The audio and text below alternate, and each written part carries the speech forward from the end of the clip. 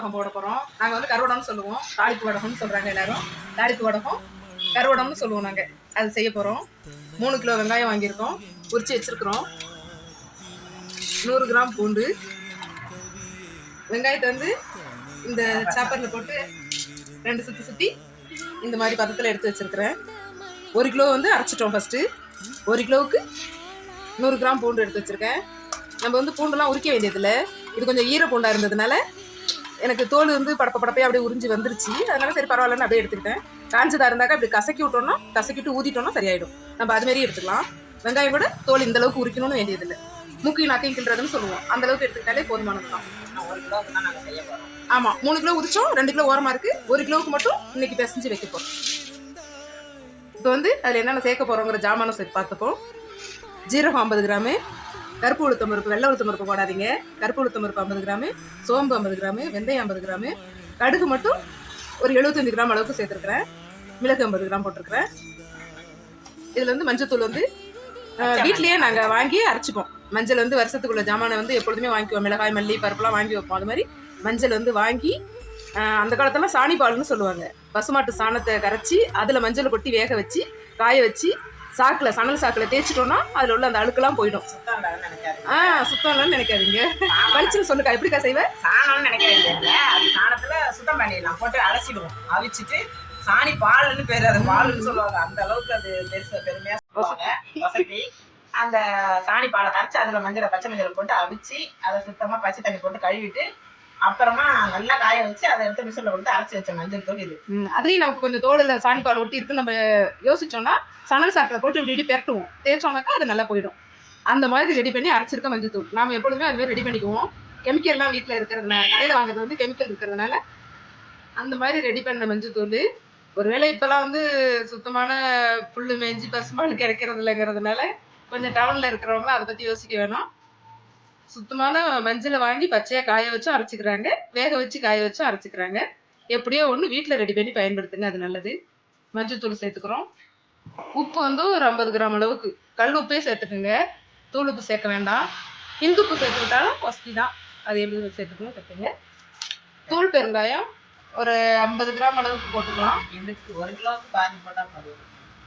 25 gram போதுமா? 25 gram போட்டுக்குவோம்.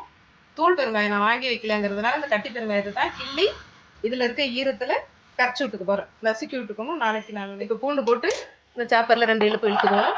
இதே மாதிரி தான் வெங்காயத்தையும் நாங்கள் எடுத்துக்கிட்டோம். ரொம்ப நைஸாக அரைக்க வேண்டாம், அதே நேரத்தில் ரொம்ப முழுசாகவும் இருக்க வேண்டாம்.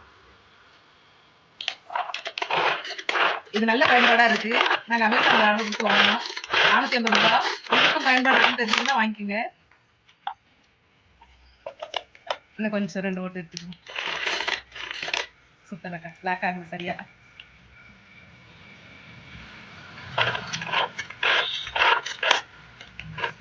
ஓட்டி எடுத்துக்கிட்டோம். போதும் தானேக்கா இந்த பதம்? நல்லா நல்லா தூளாயிடுச்சு. இன்னும் கொஞ்சம் முன்னாடி கூட போட்டுக்கலாம்.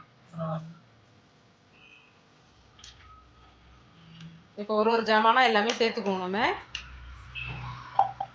உப்பு எவ்வளோன்னு எடுத்துக்கிட்டா, வெங்காயம் உரிச்சோம், எல்லாம் செய்திருக்கிறோம். ஒரு பிடிச்ச பொடின்னு ஒரு பிடிச்ச பொடின்னு எடுத்தோம்னாக்கா அது 50 கிராம் அளவுக்கு திட்டம் இருக்கும்.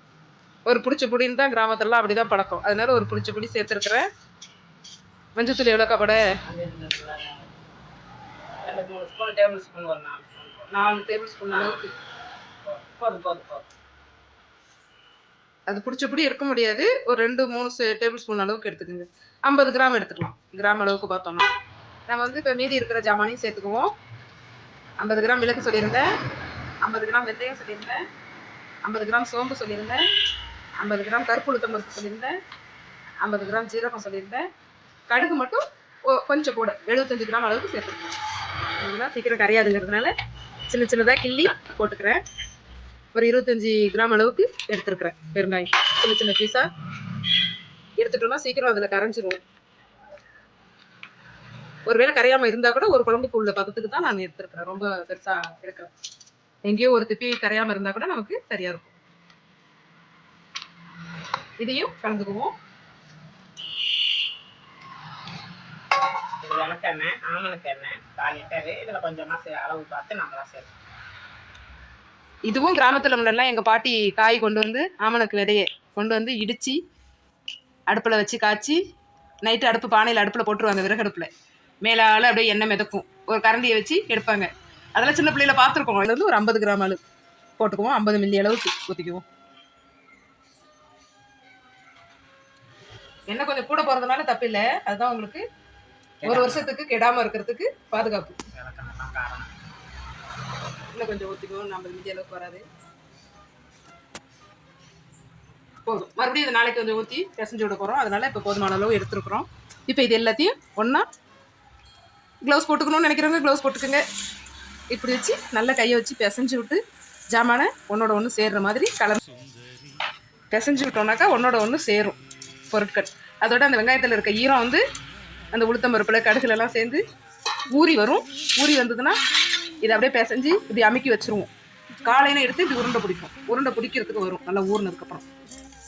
அதனால் நல்லா பிசைஞ்சு விட்டு செய்யணும். இது கொஞ்சம் கஷ்டமான வேலை தான். ஆனால் நம்ம நிதானமாக திட்டமாக போட்டு எல்லாம் செய்யணும். கவனமாக செய்வோம். அதோட சுத்தமாகவும் இருக்கணும். தண்ணி ஒரு சொட்டு கூட இதில் பற்றக்கூடாது. கருவடகம்னு சொல்கிறோம்னாக்கா வடகம் வத்தெல்லாம் வந்து வெள்ளையாக இருக்கும்.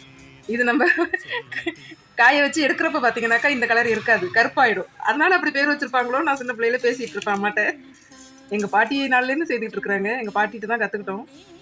அப்புறம் அம்மா செய்தாங்க, இப்போ நாங்கள் செய்யறோம். அந்தளவுக்கு பிசைஞ்சு விட்டோன்னா தான் நல்லா ஊறி வரும். அந்த பெருங்காயமும் கொஞ்சம் கரையும்.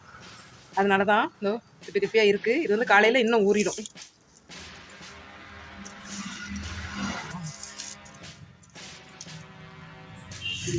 எங்கள் அம்மாலாம் செய்தப்போ நீ சின்ன பிள்ளைகிட்ட வராத, தண்ணி ஊற்றிடுவேன்னு ஒதுக்கி வச்சுருந்தோம். நல்ல வாசனை வருது பாருங்க, இப்பயே வாசனை வருது. ஆமாம், வாசனை நல்லா எல்லா பொருளும் கலந்ததும் வருது. இந்த பெருங்காயெல்லாம் நாளைக்கு இன்னும் நல்லா ஊறி கரைஞ்சிரும். வெங்காயத்தோட தண்ணி விடுது இல்லை, அதில் ஊறிடும். வெங்காயத்தோட தண்ணி தான், வேறு தண்ணி இல்லை. அந்த இதில் தான் கரைஞ்சிரும். அந்த பெருங்காயம் ஊறி கரைஞ்சிரும். சரி, போதும். அமைக்க வச்சுட்டு காலையில் பார்த்துக்கலாம். ஓகே, அமுக்கி வச்சுருவோம். இந்தளவுக்கு இருக்குது. பிசைஞ்சு வச்சதும் இப்படி அமுக்கி வச்சிடணும். அமுக்கிட்டு ஒரு தட்டு போட்டு மூடி வச்சுருவோம். இப்படி நல்லா அமுக்கணுன்னா தான் அது ஊறி வர்றப்ப நல்லாயிருக்கும். அதுக்கு காரணம் சொல்ல தெரியல எனக்கு. ஏதாவது காரணம் இருக்குதாக்கா இப்படி அமுக்கி வைக்கிறதுக்கு? எங்கள் பாட்டி அமுக்கி வைப்பாங்க, எங்கள் அம்மா அமுக்கி வைப்பாங்க. இப்போ எங்கள் அக்கா ரீசன் சொல்லுவாங்க. வர்றதுக்கு தான் உருண்டை பிடிக்கிறதுக்கு ஈஸியாக இருக்கும். அதுக்காக தான் இப்படி அமுக்கி வைக்கிறோம். எல்லாம் செய்கிறது நானும் செய்கிறேன்னா, ஆனால் எனக்கு ரீசன் தெரியல. அப்படியே மூடி வச்சுருவோம். காலையில் எடுத்து காமிக்கிறேன். பிடிச்சி உருண்டை பிடிச்சி வைக்கணும். நேற்று வெங்காயம் உடறதுக்கு எல்லாமே ஊற வச்சுருக்கோம் இல்லையா, அமுக்கி எப்படி ஊறி வந்திருக்குன்னு பார்ப்போம். பாருங்கள், அப்படியே மெது மெதுன்னு இருக்கு. நான் கீழே அமுக்கி சமமாக வச்சுருந்தேன். ஊறி அப்படியே உப்பி வந்திருக்கு. நிறைய இடம் தெரியுது. எவ்வளோ விதைகள்லாம் எப்படி நல்லா அது ஊறி ஊறி தெரியுது. அவ்வளோ தண்ணி இருந்தது. அந்த தண்ணியெல்லாம் அந்த பொருட்கள் உறிஞ்சிருச்சு. மிளகு ஜீரகம், கடுகு, உளுத்தம் பருப்புலாம் உறிஞ்சிருச்சு. இப்போ வந்து எல்லாத்தையும் சேர்த்து பிசைஞ்சு விட்டுக்குவோம். பிசைஞ்சு விட்டு உருண்டை பிடிச்சி வெயிலில் வச்சிட வேண்டியதான்.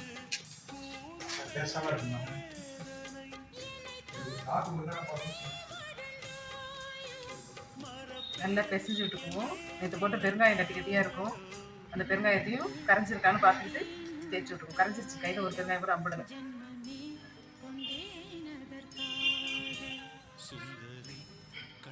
இந்த அளவுக்கு நல்லா பிசைஞ்சு விட்டுக்குவோம். நேற்று போட்ட கட்டி பெருங்காயம்லாம் நல்லா கரைஞ்சி இருந்திருக்கு. கைக்கு தட்டுப்படவே இல்லை எனக்கு. இன்னும் இப்போ வந்து நமக்கு பிடிச்சி நல்லா அடங்கி வருது. இப்போ தான் உருண்டை நம்மளால் பிடிச்சி வைக்க முடியும். நைட் நேரமாக இருக்குது. அதனால் காலையில் ஒடிச்சு கருவேப்பிலை கிள்ளி போட்டிருக்கு.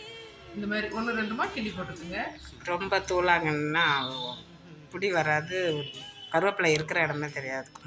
ரொம்ப தூளாக இருந்தாலும் இருக்கிறது தெரியாமல் ரொம்ப கருவிடும். நம்ம வறுக்கிறப்ப பெருசாக இருந்தாலும் பிரிஞ்சிடும். உருண்டையை விட்டு பிரிஞ்சிடும். தூளாக இருந்தால் உருண்டை நிற்காது. உருண்டையில் சேராது இலை. அதனால அது மாதிரி ஓரளவுக்கு பெரிய துண்டாக நறுக்கி போட்டுக்கோங்க கருவேப்பிலையே.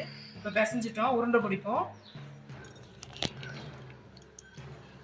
இந்த அளவுக்கு நல்லா கிளறி விட்டுக்குங்க.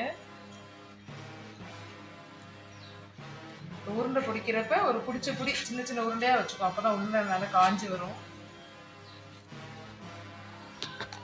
இப்படி பிடிக்கிறப்ப நமக்கு கையில் நிற்காது, பிடிக்க முடியாதுங்கிறதுனால இன்னொரு கையும் வச்சு இப்படி கெட்டி உருண்டெல்லாம் இப்படி தான் பிடிப்பாங்க எங்கள் பாட்டி. எனக்கு அந்த ஞாபகம் வருது. அதான் நான் கொஞ்சம் பெருசாக பிடிச்சிட்டோன்னா பிடிக்க கொஞ்சம் சின்னதாகும். அது மாதிரி பார்த்துக்கோ. கைக்கு நிறைய இன்னும் கொஞ்சம் எடுத்துக்கோ. இந்த அளவுக்கு போதும். இது பிடிச்சி வர்றப்ப சின்னதாக ஆயிடுறதுனால அது காயத்துக்கு முடியும். நம்ம டெய்லி பிடிச்சி வைக்கிறோம்ல, இன்னும் கொஞ்சம் சின்னதாகும். காய சின்னதாகும் இல்லையா? காய சின்னதாகுங்கிறதுனால இந்த அளவுக்கு பெரிய ஒன்று பிடிக்கலாம்னு சொல்கிறாங்க. அதுமாரி செய்யறது பார்த்துக்கோங்க. பத்திரிகையிலே நம்மளால பிடிக்க முடியாது. உருண்டையே நல்லா உடையாமல் இருக்கிறதுக்கு நல்லா பிடிச்சி நல்லா கெட்டியமாக செய்யணும். இது ரொம்ப நேரம் தான் ஆகும். சும்மா 2 வாட்டி பிடிச்சிட்டு வச்சோன்னா உதிரக்கூடாது நமக்கு இந்த உருண்டை. அதனால நல்லா பிடிச்சி செய்யணும். இவ்வளோ நேரம் ஆகுதுன்னு நினைக்காதீங்க. ஆனால் இப்படிதான் செய்து ஆகணும். அப்போ தான் உருண்டை உடையாமல் நம்ம 10 நாளைக்கு காய வச்சு எடுக்கிற வரைக்கும் உடையாமல் இருக்கும். ஓரளவுக்கு டைட்டாக வந்துருச்சு. உருண்டையும் அழகாக இருக்குது. இந்த அளவுக்கு இருக்கும், உடையாமல் இருக்கும். இப்போ தான் பிளேட்டில் தாம்பழம் வீட்டில் இருக்கிறதுல மேலே வாழை இலையை போட்டு இப்படி வச்சு காய வச்சுக்குவோம். இது மாதிரி மீதி இருக்கிற எல்லாத்தையுமே நம்ம உருண்டை பிடிச்சிக்குவோம்.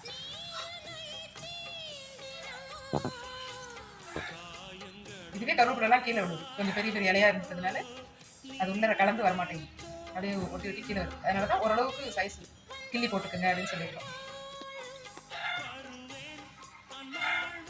எங்கள் வீட்டில் எங்கள் கோழியும் வர்றாங்கிறாங்க கக்கன்னு. ஆனால் அந்த காலத்தில் கொஞ்சம் வயசானவங்க வீட்டில் இருப்பாங்க, இந்த மாதிரி வேலைகள்லாம் செய்வாங்க. ஸோ வயசானவங்களும் வீட்டில் இருக்குல்ல, நம்மளே செய்கிற மாதிரி ஆகுது.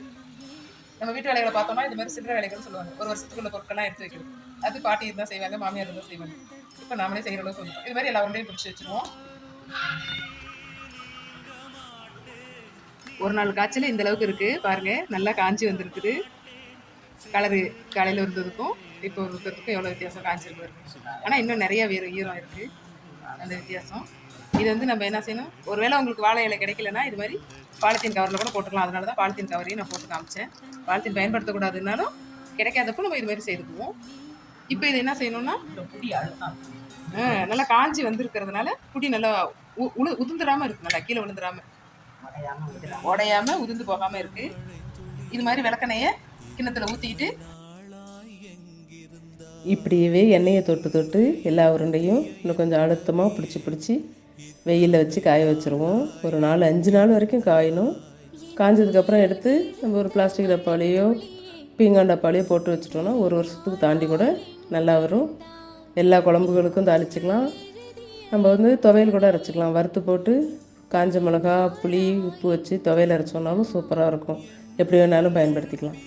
எங்களோட சேனல் பிடிச்சிருந்தா லைக் பண்ணுங்கள், ஷேர் பண்ணுங்கள், கமெண்ட் பண்ணுங்கள், சப்ஸ்கிரைப் பண்ணுங்கள். பை.